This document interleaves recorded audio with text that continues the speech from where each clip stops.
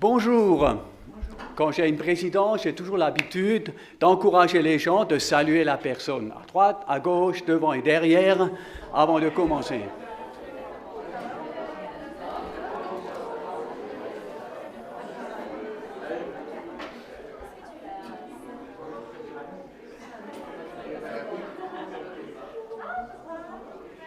Voilà. Nous voulons maintenant faire silence pour nous préparer pour ce culte. Merci de respecter ce moment.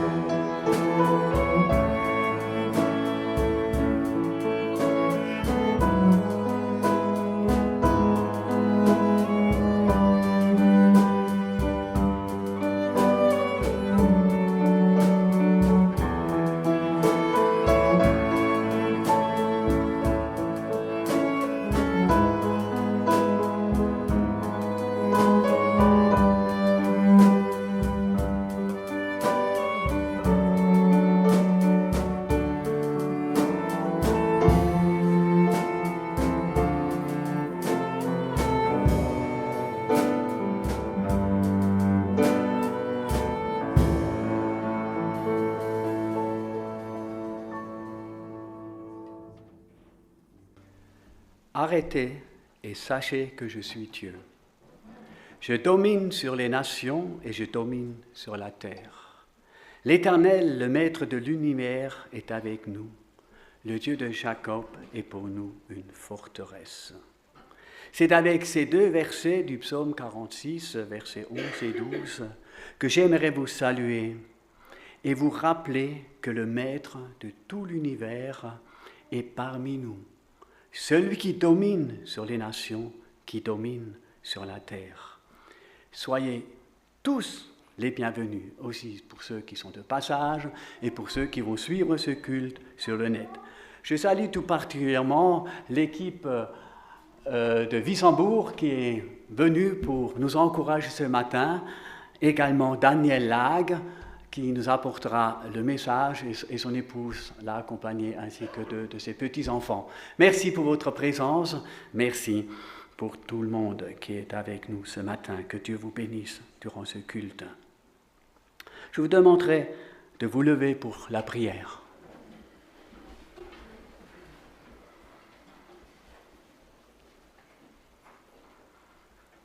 Père Céleste, c'est au nom de notre Seigneur Jésus-Christ que nous venons devant toi.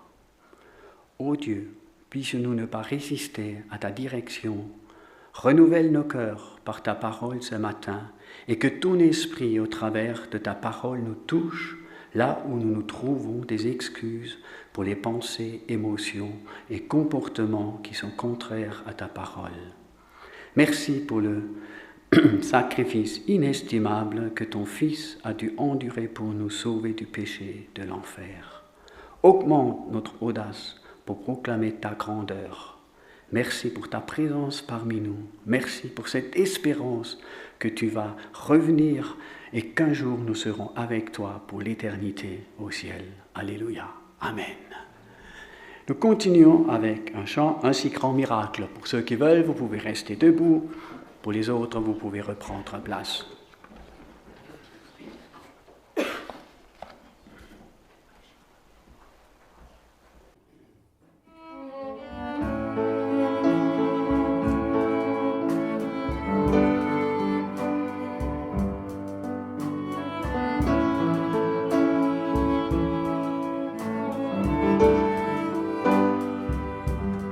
Dieu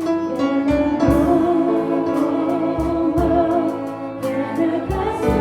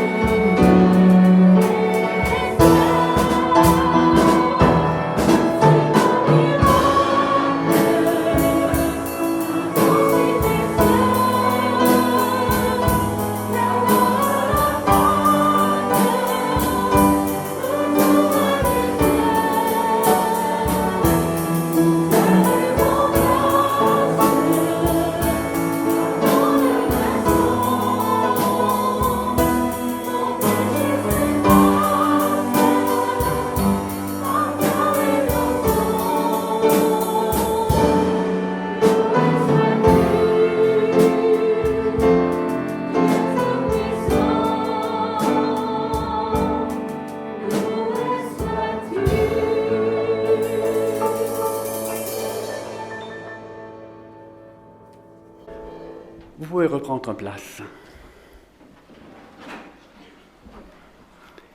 C'est vous qui êtes notre lettre écrite dans notre cœur, connue et lue de tous les hommes. Je viens de lire dans 2 Corinthiens 3, le verset 2, où il est dit que si nous sommes disciples de Christ, notre vie est une lettre lue par tous les hommes. Dieu nous dit que nous sommes une lettre et que cette lettre est lue par ceux qui nous entourent. La question se pose, que lit le monde dans cette lettre? Mes chers, quelqu'un a dit un jour, il y a 5 évangiles. Celui de Matthieu, de Marc, de Luc, de Jean, et celui du chrétien, de Albert, de Georges, de Charles, de Henri, de Eliane, etc. Malheureusement, la plupart des gens ne liront jamais les 4 premiers. Nous écrivons chaque jour une page de notre évangile au travers de ce que nous faisons et disons. Vous savez, mon frère et moi avons lu l'évangile de nos parents. Et aujourd'hui encore, je remercie notre Père Céleste pour ce témoignage qu'ils nous ont laissé et qui nous a donné envie d'accepter de suivre notre Sauveur et Seigneur dès notre jeune âge. Nous voulons faire maintenant un moment de silence pour nous préparer, pour rencontrer notre Dieu dans la louange.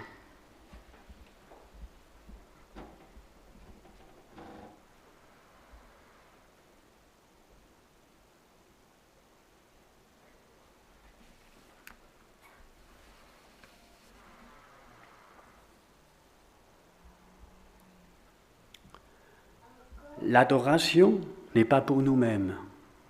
Elle ne se concentre pas sur l'homme, mais sur Dieu. Elle doit être orchestrée et conduite par son esprit, qui nous donne une vision d'un Dieu tout-puissant et 3 fois saint. Il nous suffirait maintenant de lire le psaume 139 ou Genèse 1 pour nous rendre compte qui est notre Dieu, quel Dieu nous avons. Car il est si facile d'oublier qu'en allant au culte, notre première préoccupation devrait être d'adorer en esprit et en vérité notre Seigneur et Sauveur. C'est ce que nous pouvons lire dans Jean 4, verset 24. Aujourd'hui, c'est le jour du Seigneur. Nous sommes là pour rendre gloire et honneur à notre Dieu. Il est parmi nous celui qui nous a sauvés d'une souffrance éternelle. Honorons, remercions et louons-le au travers des chants et de nos propres paroles. Nous allons continuer avec 2 chants. Après, nous aurons un moment de prière libre où, avec nos propres paroles, nous pouvons louer, adorer, remercier notre Dieu et nous terminerons avec un 3e chant.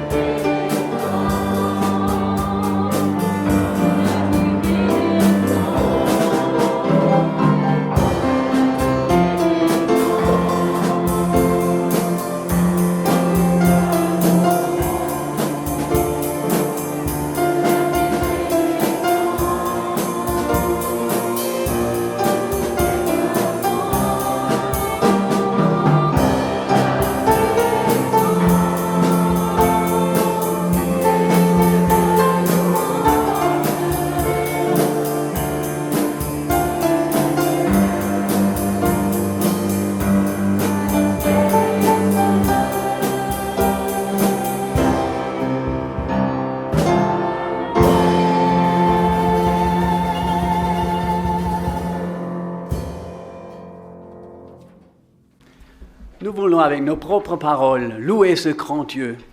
Nous voulons l'adorer, nous voulons le remercier pour tout ce qu'il a fait pour chacun d'entre nous. Bénissons son nom ce matin avec nos propres paroles.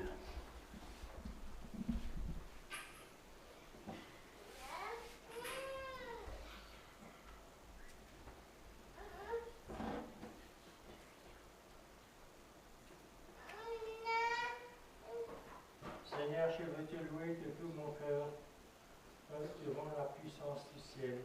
Je veux te célébrer pour mes chants. Je m'incline à ton sanctuaire. Dieu qui est présent, je veux te louer pour la fidélité, bonté. Amen. Amen.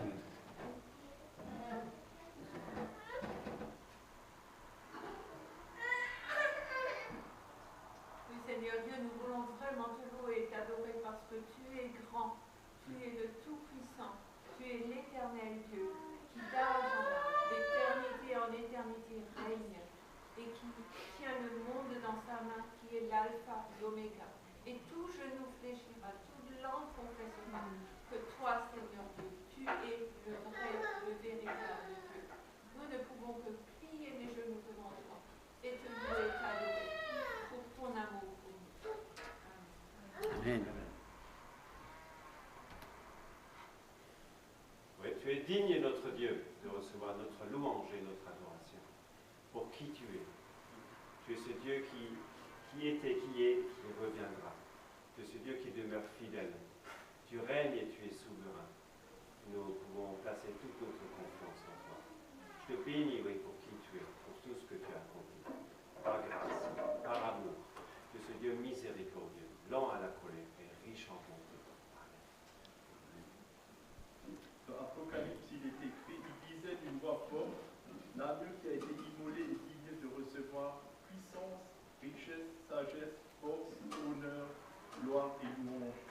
Et toutes les créatures dans le ciel, sur la terre, sous la terre et sur la mer, et tous ceux qui s'y trouvent, je les ai entendus qui disaient à celui qui est assis sur le trône et à l'agneau, la louange, l'honneur, la gloire et le pouvoir au siècle des siècles.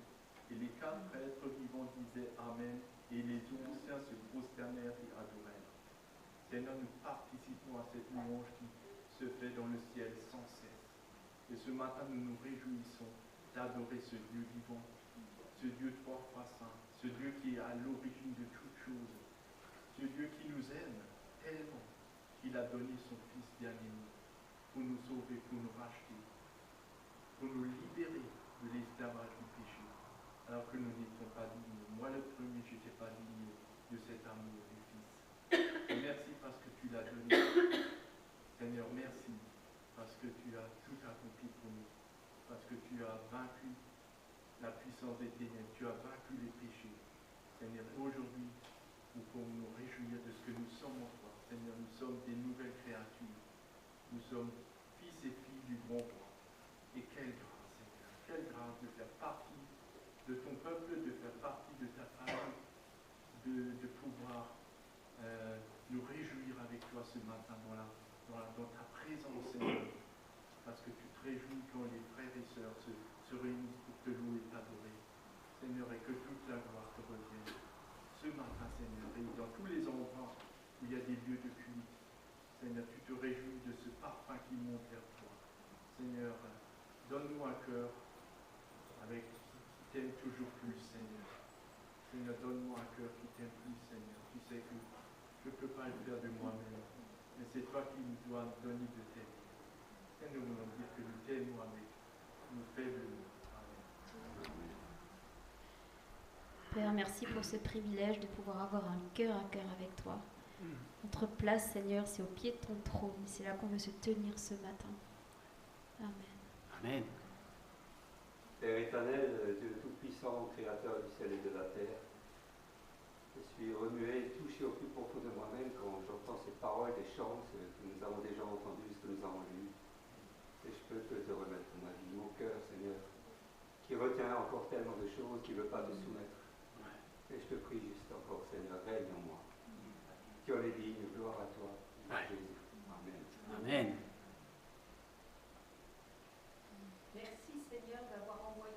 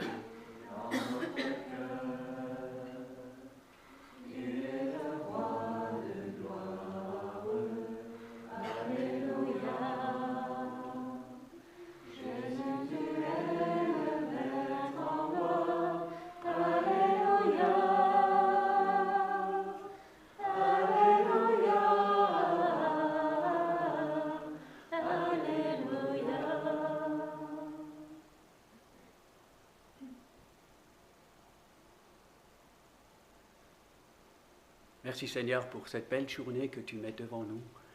Merci Seigneur car ta famille a pu se réunir devant toi dans le monde entier. Seigneur, merci car tu es un Père pour nous. Seigneur, merci pour tout ce que tu es, pour tout ce que tu fais. Seigneur, nous ne pourrions jamais assez te remercier. Seigneur, et merci, surtout merci pour ton esprit que tu nous as envoyé, Seigneur. Tu ne nous as pas laissés orphelins, mais Seigneur, tu as dit, tu es avec nous. Seigneur, oui, tu es là, Seigneur. Merci, Seigneur. Et que ce culte soit une louange à toi seul. Honoré, loué et glorifié et adoré sois-tu, ô Dieu, 3 fois saint. Alléluia. Amen. Amen. Nous continuons avec le prochain chant. Qui donc dans le ciel?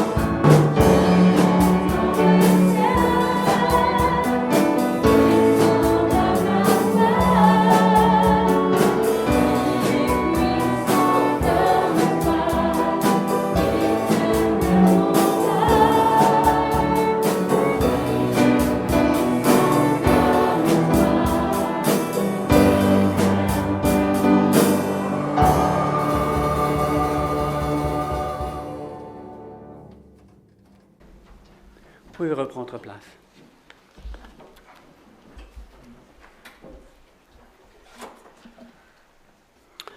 J'aimerais vous lire une histoire d'un livre qu'on m'a offert, Force spirituelle, réflexion d'un aventurier pour le quotidien. Le vase abîmé. Un porteur d'eau en Inde possédait 2 grands vases, chacun suspendu au bout d'une perche qu'il portait sur ses épaules. L'un des vases était parfait et permettait de transporter une portion complète d'eau. L'autre était fêlé. Au bout d'une longue marche, de la source jusqu'à la maison, le pot fêlé arrivait toujours à moitié plein. Le vase fêlé se sentait honteux et misérable. Un jour, alors que le porteur les remplissait à la source, le vase lui dit « J'ai honte de moi et je te présente mes excuses. Je ne peux transporter que la moitié de ce que tu me donnes à cause de ces fêlures sur mon côté. L'eau fuit sur tout le chemin jusqu'à la maison et je te donne 2 fois plus de travail. Le porteur d'eau sourit. N'as-tu jamais remarqué les fleurs qui poussent sur ton côté du chemin? J'ai toujours su que tu étais fêlé, alors j'ai semé des graines sur un côté de la route et non sur l'autre. Tu les as arrosées chaque jour, sans même le savoir.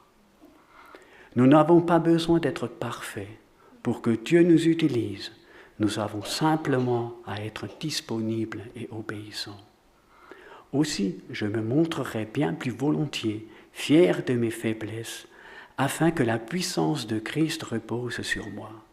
Car quand je suis faible, c'est alors que je suis fort. C'est ce que nous pouvons lire dans la parole dans 2 Corinthiens 12, versets 9 et 10. En comptant moins sur notre propre valeur avec moins de nous ou de moi, et en comptant plus sur son aide et sa présence avec plus de Dieu, nous faisons de la place pour recevoir sa lumière. Nos défauts et nos souffrances permettent à Christ de prier à travers nous et deviennent un moyen pour nous d'apporter son amour aux autres.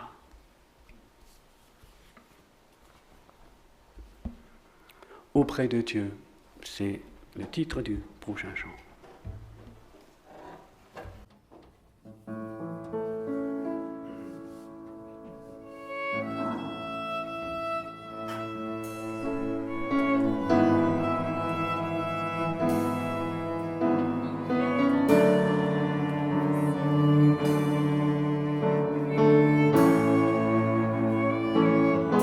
de Dieu.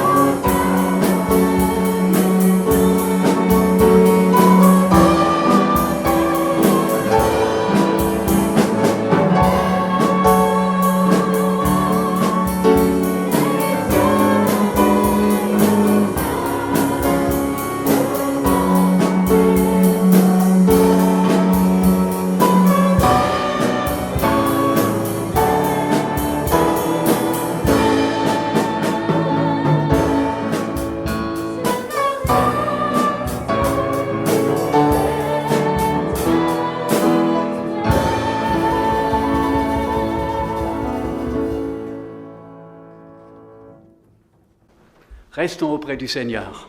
C'est ça l'essentiel. Voilà, le temps est venu pour les enfants, mais il n'y a personne qui s'est inscrit sur la liste. Est-ce que quelqu'un est prêt à prendre les enfants? Oui, Sabine? Pour aller à la garderie. Voilà, vous pouvez prendre place.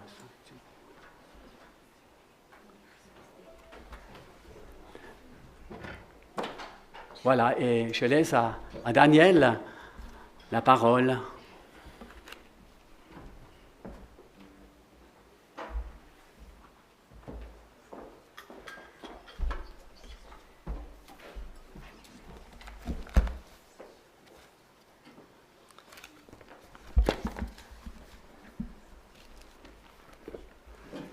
Bonjour à tous.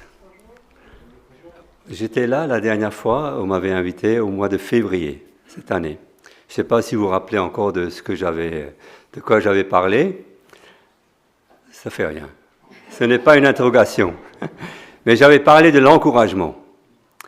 Alors j'espère que ce matin la parole va vous encourager et vous faire du bien à travers le texte que nous allons étudier. Alors je ne connais pas vos états d'âme du moment, je ne connais pas vos aspirations les plus profondes, je ne vous connais pas, j'en connais quelques-uns, mais ce matin j'aimerais faire avec vous un petit bout de chemin à l'aide d'une parabole de Jésus. Elle parle à la fois d'une attitude qui nous enchaîne, mais à la fois aussi d'une attitude qui nous libère. Et j'ai intitulé mon message « Qu'est-ce qui compte vraiment ?» Point d'interrogation. Nous allons prier pour remettre ce moment. Seigneur notre Dieu, nous nous approchons du Dieu vivant, nous ouvrons ta parole qui est inspirée par ton esprit. Et tu sais combien nous avons besoin que ton esprit nous ouvre nos cœurs. Le mien en premier, Seigneur, tu sais ce que j'ai préparé, mais si toi tu n'es pas présent en moi ni en chacun d'entre nous, Seigneur, tout est en vain. Alors nous invoquons ton nom sur ces instants. Glorifie ton nom. Fais-nous avancer, fais-nous progresser avec toi. Fais-nous t'aimer mieux, Seigneur, et de plus en plus. Je te loue pour ces paroles que nous avons chantées, pour les textes qui ont été lus. Je te rends grâce, Seigneur, parce que tu es présent ce matin. Béni sois-tu. Purifie-moi, purifie ma langue, ma bouche, et je veux compter sur toi. Pour la gloire de ton nom, Jésus. Amen.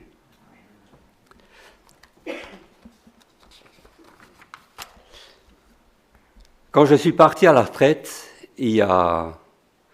après mes 43 années de travail, de vie professionnelle, j'étais évidemment très heureux d'y être arrivé. Je pense que les retraités parmi nous peuvent en dire pareil.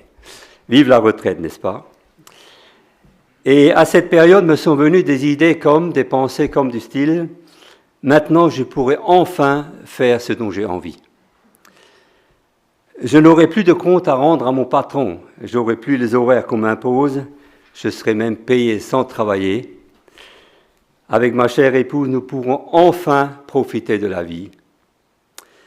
Rattraper le temps que je n'ai pas eu avec ma famille, à cause des engagements. Terminer mes chantiers à la maison, et vous pourriez continuer la liste, pour vous-même aussi. C'est alors que dans mon culte personnel, j'étais interpellé par une parole. Une parabole de Jésus très connue, mais cette fois-ci, à ce moment-là, je l'ai lue avec d'autres lunettes, d'une manière tout à fait différente. C'est une parabole très connue, et je pense qu'au moment où je l'ai lue à cette époque, quand je suis allé à la retraite, elle ne m'avait jamais parlé autant qu'à ce moment-là. Au fait, une parabole, c'est quoi? C'est tout simplement c'est l'illustration d'une vérité spirituelle par une comparaison de choses tirées de la vie courante. Et on va lire le texte. Luc 12, 13 à 21.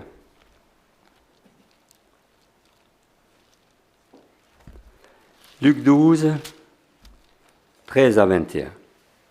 Quelqu'un dit à Jésus du milieu de la foule, « Maître, dis à mon frère de partager avec moi notre héritage. » Jésus lui répondit, « Ô homme, qui m'a établi pour être votre juge ou pour faire vos partages ?»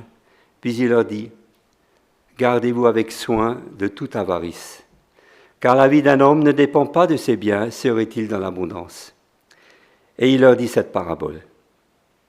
Les terres d'un homme riche avaient beaucoup rapporté. Et il raisonnait en lui-même, disant, « Que ferai-je, car je n'ai pas de place pour serrer ma récolte. Voici, dit-il, ce que je ferai. J'abattrai mes greniers, j'en bâtirai de plus grands, j'y amasserai toute ma récolte et tous mes biens. Et je dirai à mon âme, « Mon âme, tu as beaucoup de biens en réserve pour plusieurs années.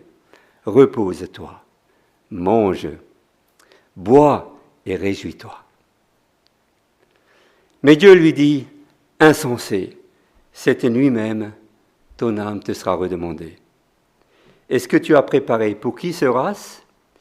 Il en sera ainsi de celui qui amasse des trésors pour lui-même et qui n'est pas riche pour Dieu. »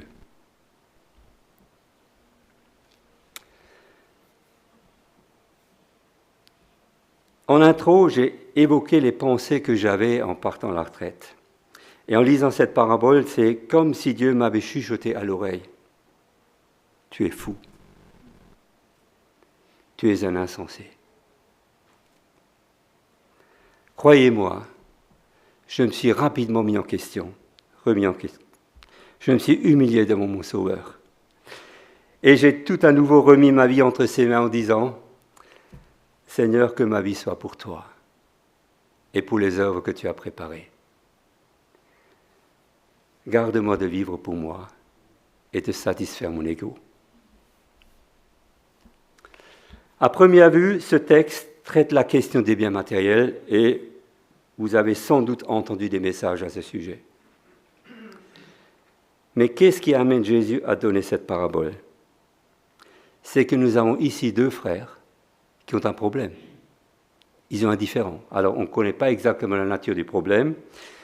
Il s'agit d'un héritage que leur père leur a peut-être laissé. Et peut-être que l'un a tout gardé pour lui-même, j'en sais rien.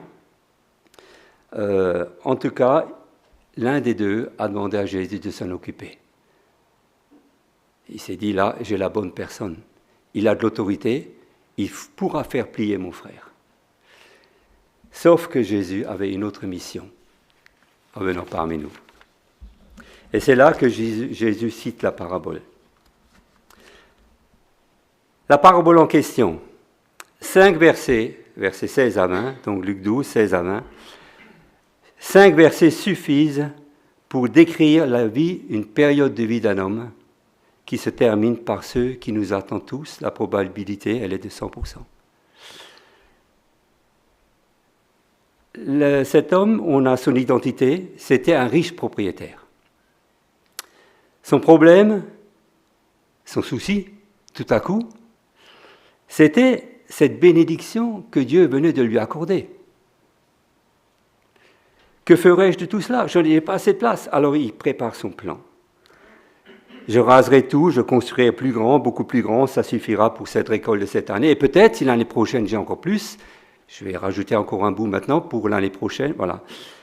Et il se projette loin en avant, très loin en avant, la vie à pleines dents. Maintenant, c'est les vacances. Maintenant, je peux me réjouir. Enfin, ouf, j'ai assez poussé. Vous me direz peut-être, moi, je n'ai pas ce problème. Vous n'avez peut-être pas de grandes granges, de grandes récoltes, de grandes richesses. Je n'ai rien de tout cela, ça ne me concerne pas. Mais je nous mets tous en garde d'une conclusion hâtive. Peut-être nous sommes quand même concernés. Personnellement, je pense que le problème de cet homme n'était pas sa richesse. Il était ailleurs. Son vrai problème ne s'est pas vu tel que ses grandes granges, ses grands biens. Son problème était beaucoup plus dissimulé que ça. C'était caché. À aucun moment dans le récit, il n'est question de reconnaissance envers le Créateur pour tout ce qu'il a eu. Il était normal pour lui d'avoir tous ses biens. Peut-être se disait-il, je le mérite, je travaille plus que les autres, je réfléchis mieux que les autres, je réfléchis autrement que les autres, je fais tout mieux que les autres. Vous connaissez ce genre de raisonnement. Son vrai problème, c'est son attitude de cœur. Dans son abondance, son regard n'est aucunement tourné vers son Dieu, enfin, pas son Dieu, c'était pas son Dieu.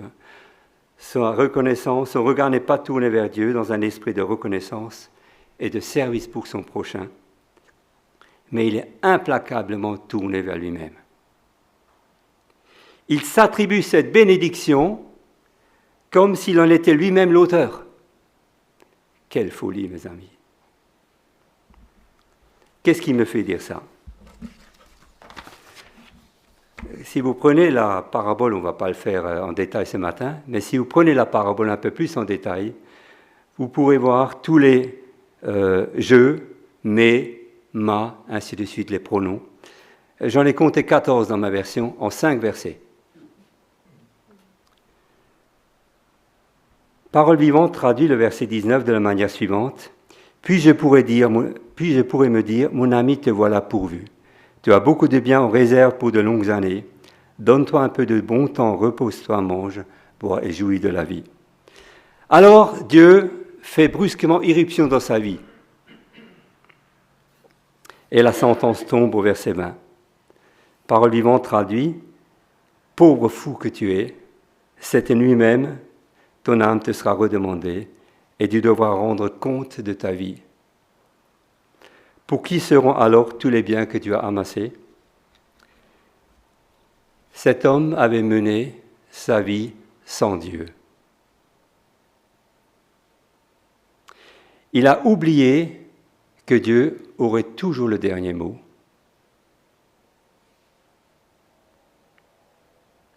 Quand Dieu tire le rideau sur notre vie, que restera-t-il ? Quand j'étais jeune, je n'y pensais pas. Mais avec l'âge, on raisonne différemment. Et on a aussi fait des expériences. Et on a aussi vu des choses, des gens qui, tout à coup, tout s'est arrêté. Et c'est là qu'on crie à Dieu, n'est-ce pas ? Et on trouve que c'est injuste.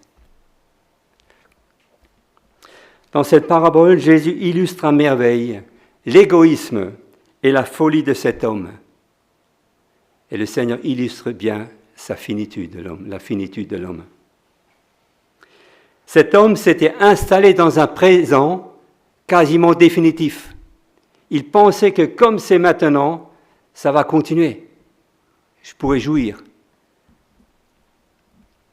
Sa confiance, elle est dans ses capacités, dans tout ce qu'il a organisé et capitalisé.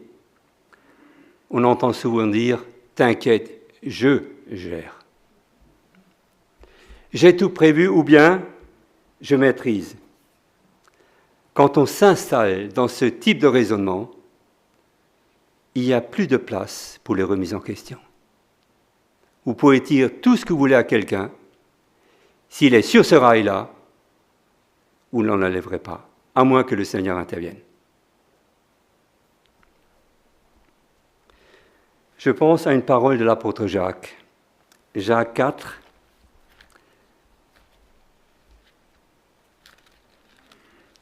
Jacques 4, les versets 13 à 17. Très connus, vous les connaissez.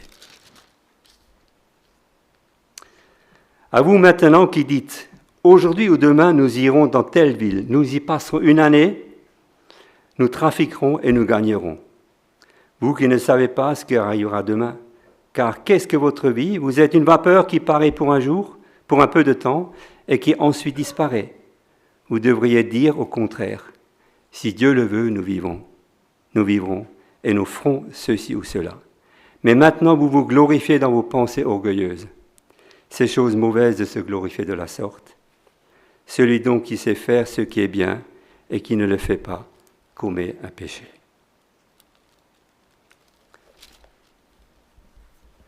j'ai appris, dans ma vie personnelle, j'ai appris à dire de plus en plus, quand il y a des projets, quand on fait des plans, à dire si Dieu le veut.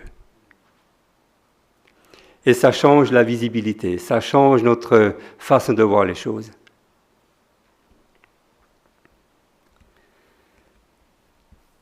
Question. En réfléchissant bien, ne voulons-nous pas nous aussi nous mettre à l'abri de tout ce qui pourrait arriver? En croyant, on peut s'organiser, on peut prévoir, on peut faire des choses, au cas où, n'est-ce pas? Je nous laisse réfléchir en quoi ça peut consister. Je ne le développerai pas. Ce sont nos dispositions intérieures, n'oublions jamais ça, ce sont nos dispositions intérieures qui dictent nos choix. Qu'ils soient bons ou mauvais, ça vient de là-dedans. Remarque importante, car elle souligne le message que Jésus veut faire passer ici. La parabole est encadrée par deux affirmations. La parabole, c'est versets 16 à 20. Mais quand on lit le verset 15 et le verset 21, le verset 15, il dit la chose suivante. Gardez-vous avec soin de toute avarice, car la vie d'un homme ne dépend pas de ses biens, serait-il dans l'abondance.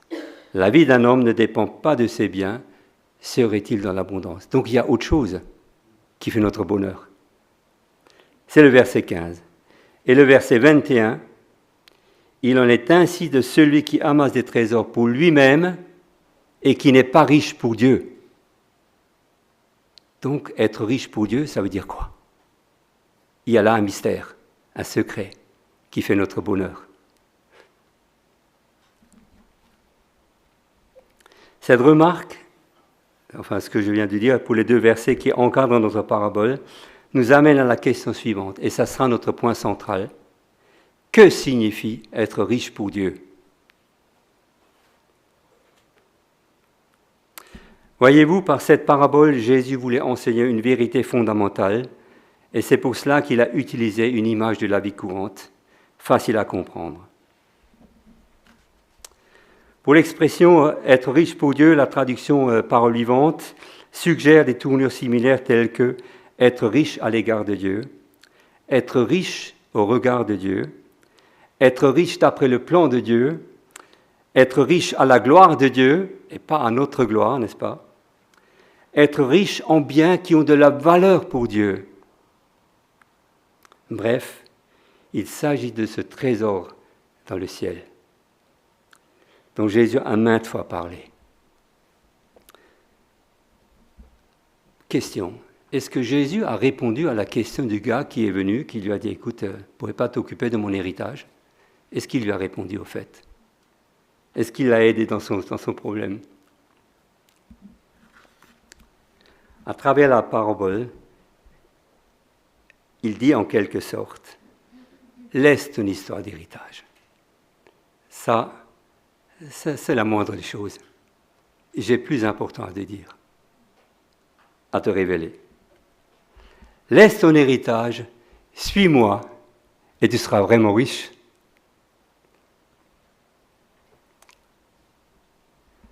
Et c'est là que tu découvrir la vie véritable. Jésus donne cet enseignement alors qu'il est en route vers Jérusalem. Il est en route vers ça. Il est en route vers la croix. Il n'a pas perdu la tête. Il n'est pas focalisé sur ce qui va se passer à ce moment-là. Il a encore de l'enseignement à donner à ses disciples et aux foules. Et il continue inlassablement jusqu'à la fin de son chemin.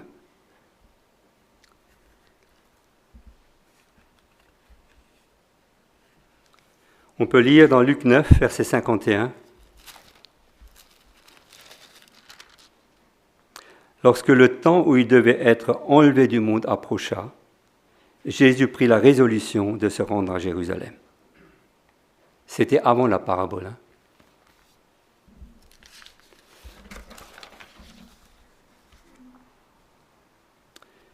Parole vivante traduit, il prit courageusement la ferme résolution de se rendre à Jérusalem. Il y arrivera au chapitre 19. Jésus marche vers sa mort.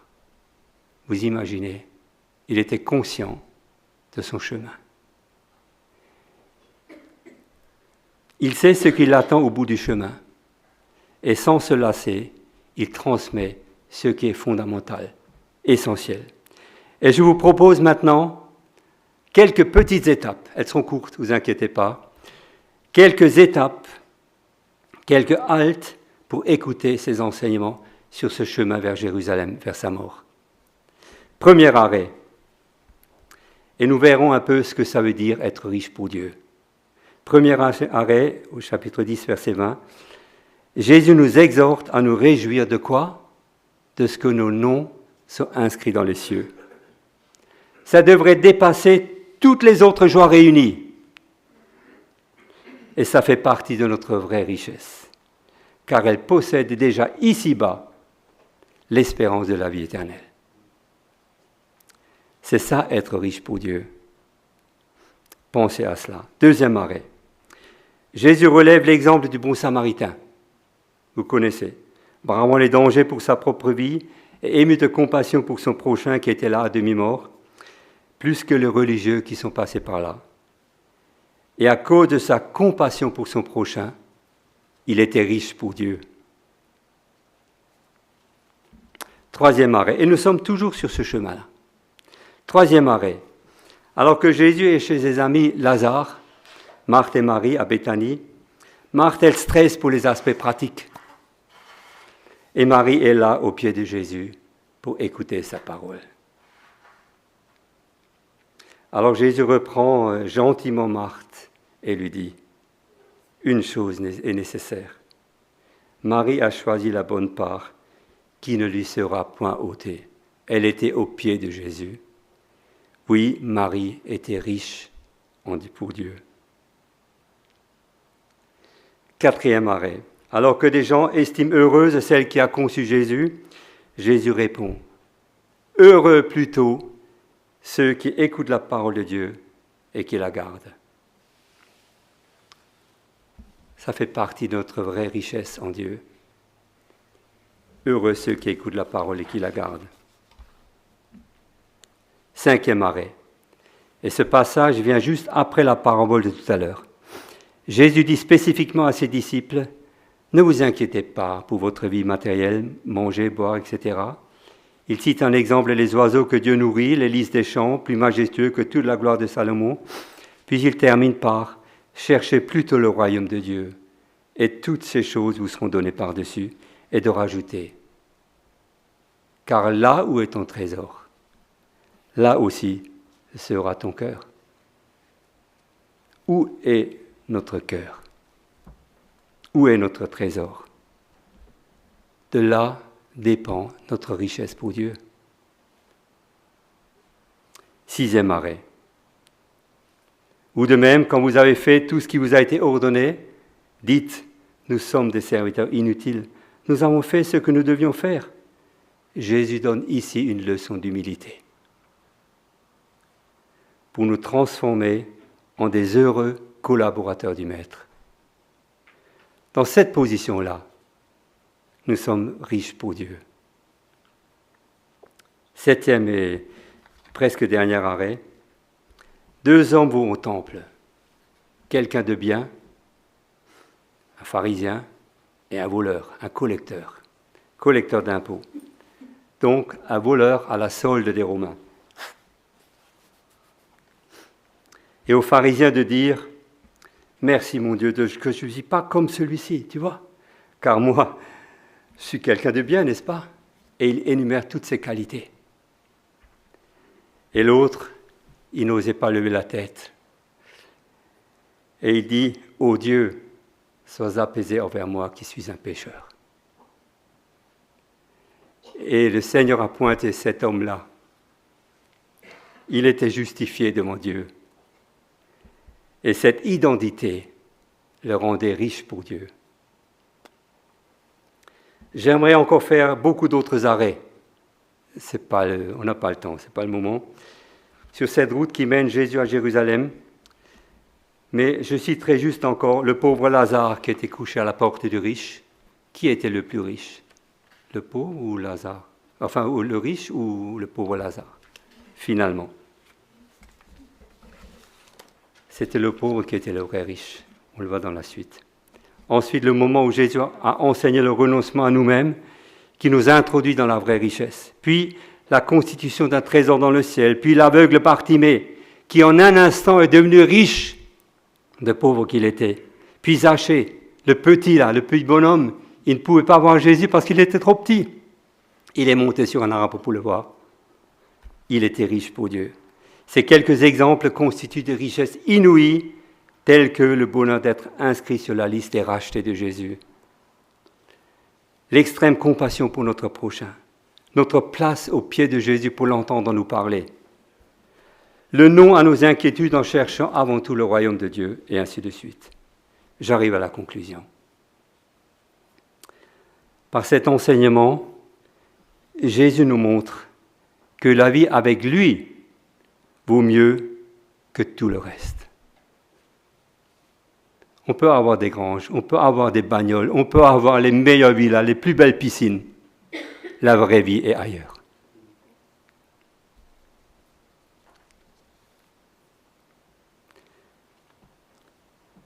Jésus ne condamne pas le fait de posséder. Ne me faites pas dire ce que je n'ai pas dit. Il ne condamne pas le fait de posséder, mais il condamne le fait de nous confier dans ce que nous possédons.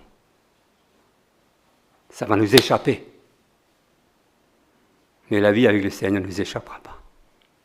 C'est estampillé par la croix, par son sang, par la mort à la croix et par la résurrection. En citant la parabole qu'on a lue au début, Jésus était donc en route vers sa mort sur la croix, mais aussi vers sa glorieuse résurrection. Chers frères et sœurs, la vie véritable coule de la croix. Elle découle de la croix. Il n'y a pas de chemin bis. On peut se constituer toutes les vies qu'on veut. Il y en a une seule qui vaut la peine d'être vécue. Si nous voulons accéder à la vraie vie, et ce n'est pas très populaire, je le sais, si nous voulons accéder à la vraie vie, nous devons apprendre à mourir.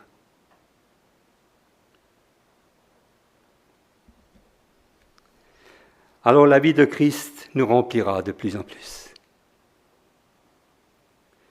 Le réveil spirituel dans une vie commence par là. Elle commence par la mort.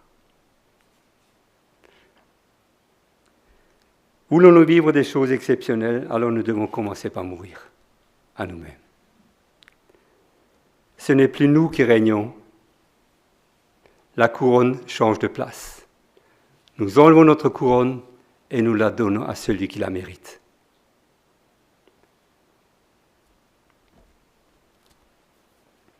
Et je sais, je l'ai déjà dit, ce n'est pas très populaire de dire ça, même dans nos églises. Et je vois des choses qui rentrent dans les églises. J'ai pas mal de contacts avec des gens ici et là. Nous devons veiller. Le monde ne vient pas avec des grands drapeaux. Ça vient comme ça. Et ça pénètre. Soyons vigilants. Seul Jésus donne la vie en abondance et il nous propose de la saisir. Elle est en lui et en lui seul. Ne soyons pas fous comme l'homme de la parabole.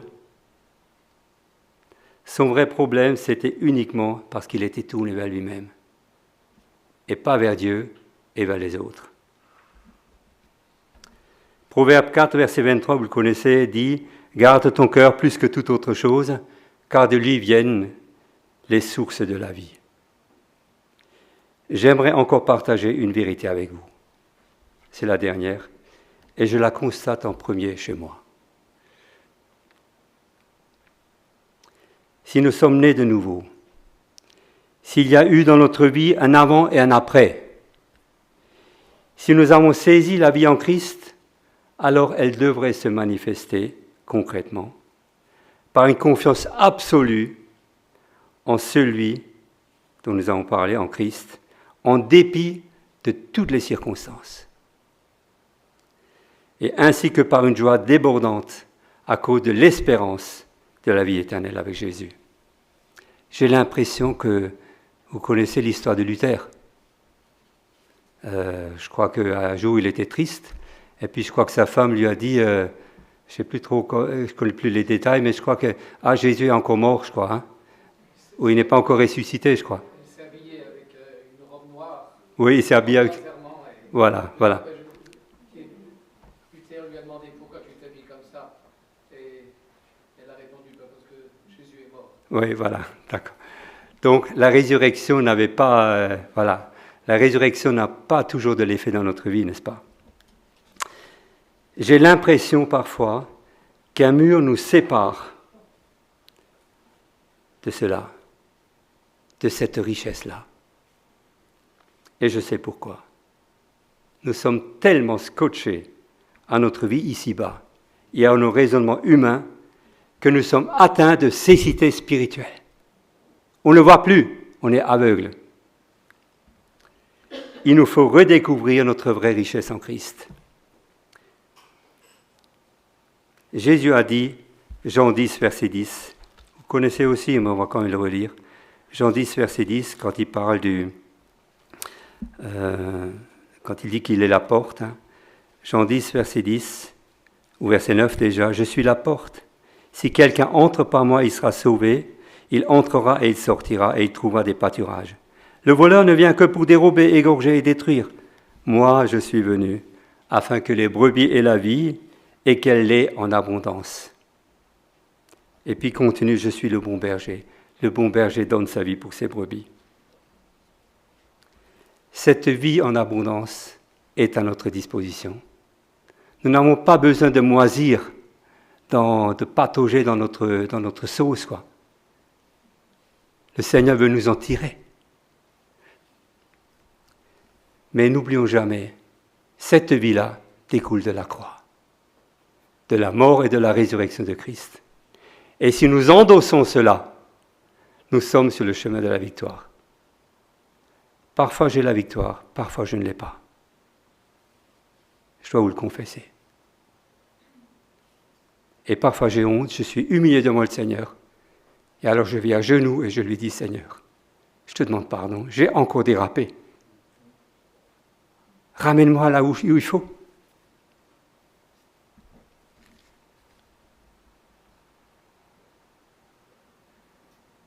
Que le Seigneur vous bénisse. Amen. On va juste encore prier. Seigneur, nous savons que toi, tu es venu pour nous donner la vie véritable. Alors que toi, qui aurais pu avoir toutes les prérogatives pour vivre en roi, sur terre, en portant la couronne, Seigneur, étant sur son trône, tu t'es abaissé et tu es mort. Et tu as dit, si le grain tombé en terre ne meurt, il ne peut pas y avoir de fruits. Seigneur, aide-nous à mourir. Fais-nous cette grâce de mourir à nous-mêmes, Seigneur. Que toi, tu sois honoré et glorifié, et d'autres le verront. Et d'autres pourront jouir aussi, partager cette vie nouvelle que tu nous donnes, que tu nous as donnée, et que tu nous redonnes chaque fois que nous venons à toi. Permets dans notre vie un réveil quotidien, Seigneur. Glorifie ton nom dans notre vie. Nous te louons parce que toi, tu as tout fait, tout accompli. La gloire te revient. Et maintenant, tu es sur le trône. Tu es à la droite de Dieu et tu règnes et tu reviendras. Louange et gloire à ton nom, Jésus. Amen.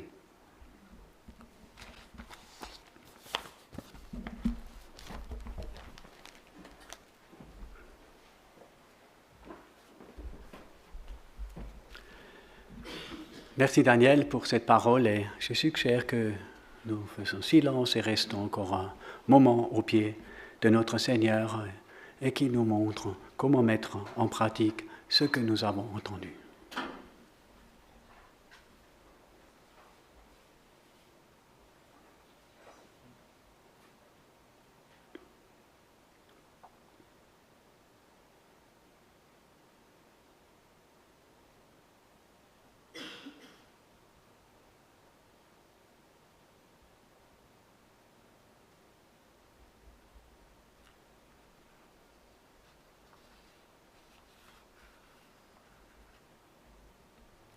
Oui, Seigneur, merci pour cette parole si riche.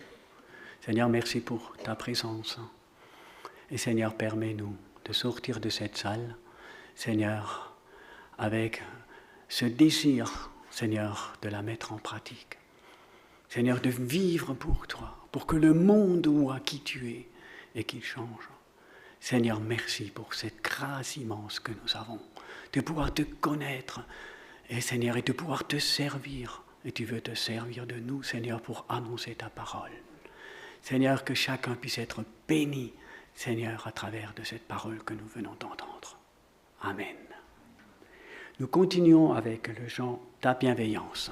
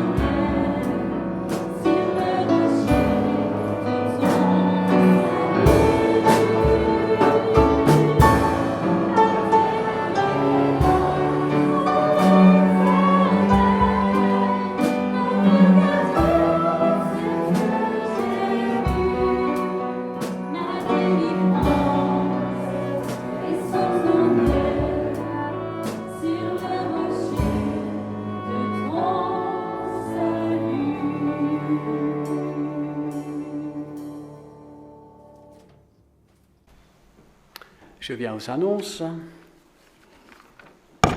Pardon. Mardi 13, donc soirée de pétanque à 19h30 à Wörth, donc c'est près du plan d'eau derrière, donc route de l'Empare. Hein. Dimanche prochain également, culte à 9h. À 10h, 9h, je voulais dire, réunion de prière pour ceux qui veulent soutenir notre assemblée, qui veulent prier pour le monde qui court à sa perte. Venez, prions, adorons et remercions le Seigneur. Donc, dimanche à 9h. Vous avez vu ce matin, il n'y avait personne pour l'école du dimanche. Maintenant qu'il y a une feuille à l'extérieur, vous pouvez vous inscrire pour dimanche prochain. Au premier étage, le magasin solitaire, ce contenant de Hunspach, a exposé donc des habits, beaucoup de choses qu'ils aimeraient vendre au profit d'un orphelinat et également d'une... je ne trouve pas le mot, mais voilà, donc c'est pour Madagascar. Hein, donc pour ceux qui aimeraient soutenir le magasin solitaire, ce contenant de Hunspach, vous pouvez faire un don, vous pouvez monter, vous pouvez regarder s'il y a quelque chose qui vous intéresse, vous pouvez le prendre et mettre un don dans le tronc. Voilà, donc le magasin solitaire est également ouvert tous les mercredis à Hunspach de 9h à 12h, le jeudi de 14h à 18h, samedi 14h à 18h et dimanche 14h à 18h. Donc, que le Seigneur vous montre et encourageons nos frères qui travaillent à Madagascar.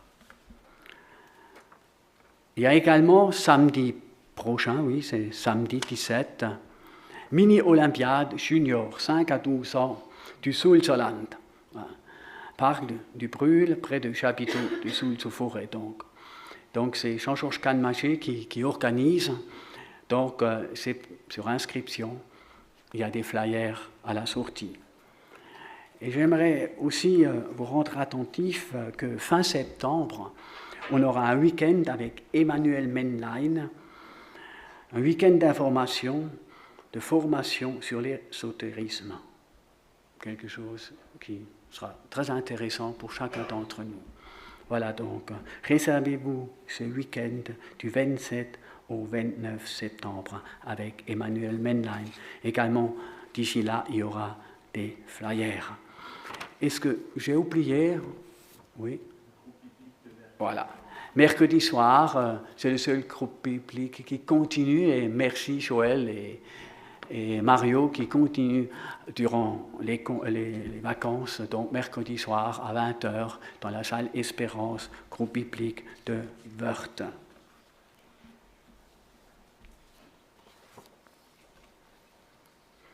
Donc, je pense que j'ai rien oublié. Je prends mes feuilles et voilà, elle est là. 2 choses seulement sont éternelles, les âmes et la parole de Dieu. Voilà dans quoi nous sommes appelés à investir cette semaine. Et je termine par un verset qui se trouve dans 1 Pierre 4, verset 10. Comme de bons intendants des diverses grâces de Dieu, mettez chacun au service des autres le don que vous avez reçu. Mettez chacun au service des autres le don que vous avez reçu. Que Dieu vous bénisse. Allez en paix, bon dimanche et bonne semaine. J'aimerais encore une fois remercier Daniel pour cette parole que le Seigneur lui a mis à cœur pour nous transmettre également. Merci beaucoup aussi au groupe de louanges qui vient de Wissembourg d'être venu nous aider dans la louange. Merci. Nous pouvons, je ne peux pas dire merci, mais aussi merci à la technique. Que Dieu vous bénisse. Bon dimanche et à dimanche prochain.